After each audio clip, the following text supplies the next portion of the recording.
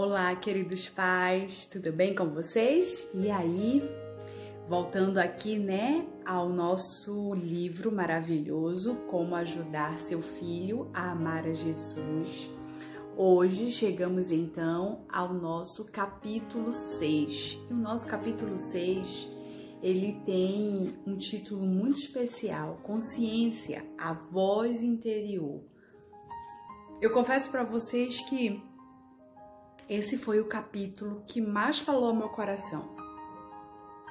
Os outros capítulos, eles falaram de um modo geral, mas hoje vocês vão ver que o assunto, ele é de suma importância. Oxalá que todos os pais pudessem ter essa noção, Principalmente a mãe, ali na fase inicial, período que ela tá grávida, Ela saber desse conteúdo, desse material. E aí eu te convido para ler Isaías 30, 21, para a gente não perder tempo e ir direto ao assunto. Mas antes de nós lermos, eu preciso falar com Deus para que Ele nos direcione agora nesse momento especial. Vamos juntos? Querido Deus, te agradecemos, Senhor, pelo privilégio e oportunidade que nós estamos tendo de juntos, Senhor, buscarmos um conhecimento todo especial, como ensinarmos os nossos filhos a te amar.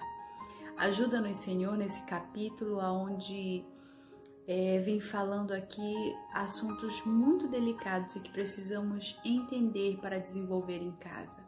Que Tu fales, Senhor, ao nosso coração agora, o que nós pedimos em nome e por amor de Jesus. Amém. Muito bem.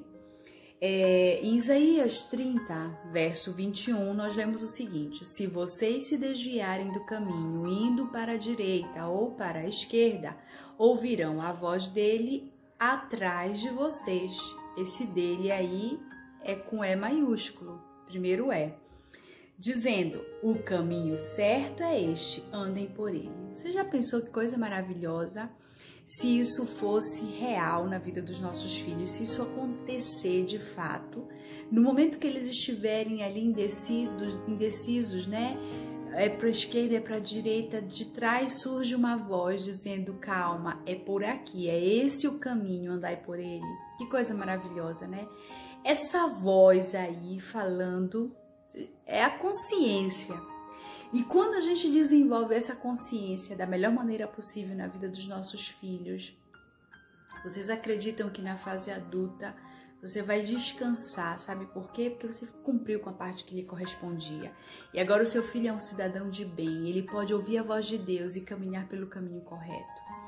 Mas como então chegar nesse momento, E aí eu quero te falar que esse capítulo ele vai buscar lá do início. Você lembra quando a gente começou falando sobre o amor, sobre confiança, aquelas primeiras lições? Pois é, uma criança que está no início da vida, ali com 0 aninhos, e tá 1 aninho, bem pequenininha ainda, mas junta essa criança pequenininha, mais amor e carinho vindo do papai e da mamãe, a gente tem essa equação aí, essa soma igual ao primeiro bloco, ao bloco mais importante da consciência. E aí, se você está fazendo isso, olha, nota 1000, porque você está formando uma consciência excelente na vida dos seus filhos.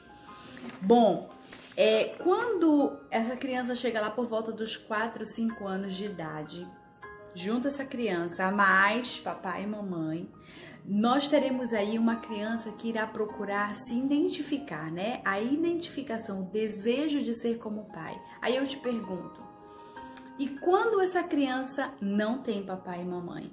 E aí, como é que fica? E aí, como é que fica, crianças? Papais, é uma criança sem consciência. E você já parou para pensar o que é uma criança sem consciência? O que será um adulto sem consciência? E o nosso livro vem falando, gente, eu fiquei assim, surpresa. E eu não sabia que a consciência era algo tão importante, mas tão importante mesmo na nossa vida. Veja, uma criança sem consciência é uma criança que... Eu até grifei aqui o que a autora veio falando. Eu vou pedir permissão para me poder ler, porque é algo assim fantástico. Ela diz assim, olha, crianças sem consciência, né, revelam aí características clássicas, né? Quais são essas características, né? Costumam deliberadamente ferir a si próprias e parecem anormalmente preocupadas com fogo, sangue derramado ou coagulado. Às vezes têm sérios problemas como furtar, acumular ou ocultar objetos, ou até comer até se empanturrar. Fiquem observando crianças com esse tipo, né, de características. Isso é preocupante. Crianças assim, ao crescer, chegam a se tornar adultos psicopatas, os terrores da sociedade. Infelizmente, o padrão psicopático se estabelece cedo, em geral por volta dos 7 anos de idade, e parece estar fortemente relacionado com a falta de vínculos afetivos durante a infância, embora algumas autoridades pensem que possa haver também uma tendência genética. Vejam, olha só a coisa importante aqui, que essa característica desenvolvida aí na vida do ser, do indivíduo, né, em ser um psicopata, isso está intimamente ligado com a falta de vínculos afetivos durante a infância. Ei, eu preciso continuar lendo o que é que ela vai dizer aqui. Presta bem atenção. Presta bem atenção. A prevenção é a melhor cura. Se você deseja um sólido fundamento para o desenvolvimento normal da consciência, ofereça muitas oportunidades de interação afetiva com o seu bebê ou seu filho pequeno. Eu quero muito que esse vídeo chegue a mães, a pais que estão aí, né, se preparando para ser pais, ou então o bebê acabou de nascer, ou ainda são pequenininhos. Você precisa desenvolver afetividade com seus filhos, mas é urgente. Olha só, de todas as maneiras possíveis, seja a principal pessoa a cuidar do seu filho. Não deixa na mão dos outros, é você. Eu vou falar agora com a mãe. É você, mãe, que vai precisar ter esse contato para que o vínculo ele seja formado. Tem criança que gosta mais da babá do que da própria mãe. Por quê? Porque passa o dia inteiro com a babá. A babá dedica amor e carinho e tem excelentes babás. Olha só, supra a necessidade dele, tanto física quanto emocional. Proporcione muito contato físico carinhoso e muitas oportunidades de acolhimento emocional. Faça-se presente quando seu filho precisar de você. Não hesite, não diga amanhã, depois, eu vou pensar. Por favor, por favor. Você vai estar salvando o seu filho. E aí é interessante a gente perceber que ela vem pontuando algumas coisas durante essa relação, né? Ela fala sobre os elogios, né? Sem os elogios que a criança precisa ter na infância. As crianças muitas vezes não têm certeza sobre o que é certo e errado, sabem muito sobre o que é errado, mas podem ficar confusos quanto ao procedimento certo, a menos que você aponte claramente a direção. Olha só a importância da gente elogiar, principalmente quando as crianças estão, na verdade, quando elas estão fazendo aquilo que é correto, né? Não fale, você fez mais que a sua obrigação. Não use essa frase, né? Vá lá e parabenize, elogie, incentive. Isso é tão bom quando a gente faz algo assertivo, né? Quando as pessoas notam isso. Outra coisa que ela fala é: ensine as crianças a se colocarem no lugar de alguém, né? É uma das maneiras mais eficazes de capacitá-las a se tornar adultos empáticos, abnegados e prestativos, né? Peça para a criança se colocar, e se fosse você no lugar, né? Converse com as crianças com relação a isso, para elas sentirem, para elas desenvolverem a empatia pelo próximo. Outra coisa que ela fala que eu achei super fantástico é a questão da culpa, né? Vocês sabem que existe a boa culpa e a culpa maléfica, né? Deus colocou a culpa, né? Esse dispositivo, eu costumo dizer que é um botãozinho que ele dispara para que a gente possa identificar que aquilo que nós estamos fazendo é mal, é errado. Porém, Satanás, de uma maneira suja, vem falando que a culpa ela é algo ruim, né? Não, você não pode culpar seu filho de nada. Ou então, uma culpa excessiva. Ai, agora, olha, foi você o culpado. E aquilo fica martelando na cabeça. Tem gente que surta, né? Então, vejam, a gente precisa desenvolver nas crianças a boa culpa, a culpa que vem de Deus, né? Como que é essa boa culpa?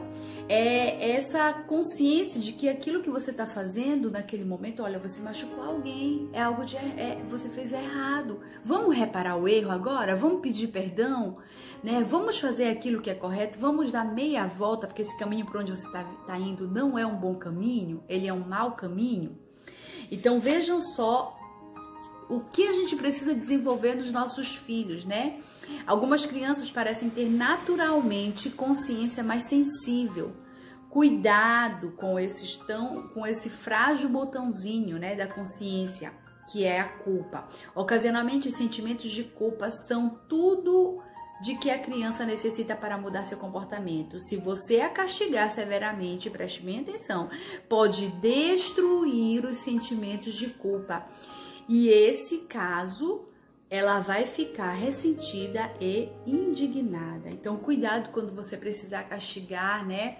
Cuidado, lembre-se como Jesus faria em meu lugar. Eu sempre gosto de fazer essa pergunta. Será que Jesus faria desse jeito? O que ele fazia? Senhor, me orienta agora aqui. Lembrando que a gente não pode errar, porque a gente está lidando com vidas, né? E que às vezes um erro, isso vai estragar a vida inteira. Né? Outra coisa que a gente vai terminar aqui para concluir. Comparar a consciência com algo que a criança já viu ou ouviu facilita a compreensão. Então, olha, essa é a última liçãozinha aqui para a gente findar esse nosso capítulo, né? Compare a consciência, a voz da consciência, como por exemplo, o cochichar, né? Uma voz cochichando, né? Dizendo o que eu preciso fazer, que é automaticamente a voz de quem? Do Espírito Santo, né? Pode ser a luz do semáforo indicando, olha, pare, siga, ou tenha cuidado, ou então o gongo ou o sino tocando diretamente do trono de Deus, ou a voz de Deus ou a de Satanás dizendo o que você deve fazer. Use a ilustração que seu filho melhor entender. Permita que o Espírito de Deus vá moldando, né? Tanto você quanto seu filho, para que ele desenvolva a consciência, essa voz, essa sensibilidade para ouvir a voz de Deus, a voz do Espírito Santo dizendo, filho, é por aqui, é esse o caminho. Gente, essa lição ela não pode ser deixada para amanhã, ela precisa ser desenvolvida hoje, agora, o mais rápido possível. E eu oro ao Senhor para que você, usado pelo Espírito de Deus, consiga desenvolver uma consciência boa na vida dos seus filhos. Por favor, viu? Que Deus te abençoe. Um lindo dia e que os seus filhos eles possam ser adultos responsáveis amanhã, porque ouvem a voz de Deus. Até mais, até o nosso capítulo 7. Tchau!